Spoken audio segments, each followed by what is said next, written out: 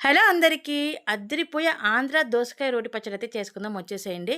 ఇదైతే ఈ పచ్చడైతే ఖచ్చితంగా ఆంధ్రాలో ప్రతి పెళ్ళికైతే ముందుగా ఈ దోసకాయ పచ్చడే వడ్డిస్తూ ఉంటారండి.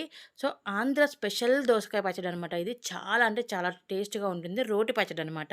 సో, అది ఎలా చేసుకోవాలో మీకు ఈరోజు చూపిచ్చేస్తాను. నేనైతే ముందుగా ఒక 2 దోసకాయలైతే తీసుకున్నాను. చిన్న సైజు దోసకాయలైతే తీసేసుకొని, ఒక దోసకాయ అయితే ముక్కలనైతే పెద్ద ముక్కలుగా కట్ చేసుకున్నాను. ఇంకొక దోసకాయనైతే సన్న సన్న ముక్కలుగా కట్ చేసుకున్నాననమాట. సో, అవన్నిటినైతే బాండీలో అయితే వేసేసుకొని వేయించేసుకున్నాను. దోసకాయ ముక్కలు, ఇంకా పచ్చిమిరపకాయలు ఎక్కువగానే వేసుకొని, కారం ఎక్కువగా ఉంటేనే బావుంటుందనమాట రోటి పచ్చళ్ళు, ఏ రోటి పచ్చడైనా.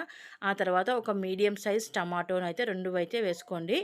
ఇంకా ఆ తర్వాత నేను కొత్తిమీర అయితే వేసేసుకొని అన్నిటిని బాగా వేయించేసుకున్నాను. వేయించేసుకున్న తర్వాత రోల్ అయితే శుభ్రంగా తీసేసుకొని బాగా రోల్ తీసేసుకొని శుభ్రంగా కడిగేసుకున్నాననమాట. కడిగేసుకున్న తర్వాత ఆ రోట్లో ఎల్లిగడ్డ, ఇంకా జీలకర్ర అయితే వేసేసుకొని, ఇంకా చింతపండు రెబ్బలు కూడా వేసేసుకొని బాగా నూరేసుకున్నాను. అలా నూరుకున్న తర్వాత ఇంకా మనం ఆల్రెడీ వేయించి పెట్టుకున్న ముక్కలు ఏవైతే ఉన్నాయో, దోసకాయ, ఇంకా పచ్చిమిరపకాయలు, టమాటా ముక్కలు ఏవైతే ఉన్నాయో వాటిని కూడా వేసేసుకొని, అవి కొంచెం చల్లారిన తర్వాత వాటిని కూడా రోట్లో వేసేసుకొని, కొంచెం ఉప్పు అయితే యాడ్ చేసేసుకొని మనం బాగా రుబ్బేసుకోవాలనమాట. ఇంకా బాగా మెత్తగా రుబ్బేసుకోవాలనమాట.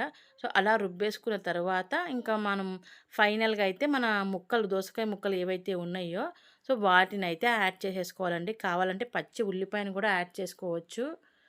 పచ్చి ఉల్లిపాయ అయితే మీ ఇష్టం అండి. మీ టేస్ట్‌కి తగ్గట్టు తింటాము అనుకుంటే యాడ్ చేసుకొని, లేకపోతే స్కిప్ చేసేసుకోవచ్చు. ఇంక నేనైతే పచ్చి ఉల్లిపాయనైతే ఒకదాన్నయితే 4 ముక్కలుగా కట్ చేసి అయితే యాడ్ చేసుకున్నాను. అవి ఎక్కువగా మెత్తగా దంచుకోవద్దు. కచ్చా పచ్చాగా ఉంచుకోవాలి. ముక్కలు తగులుతూ ఉండాలనమాట మనం అన్నంలో కలుపుకొని తింటుంటే. సో, ఆ విధంగా అయితే దంచేసుకున్నాను.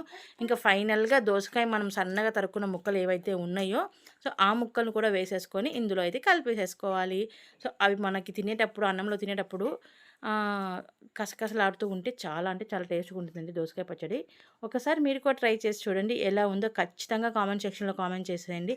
అలాగే నా వీడియోస్ నచ్చినట్లయితే లైక్ అండ్ సబ్స్క్రైబ్.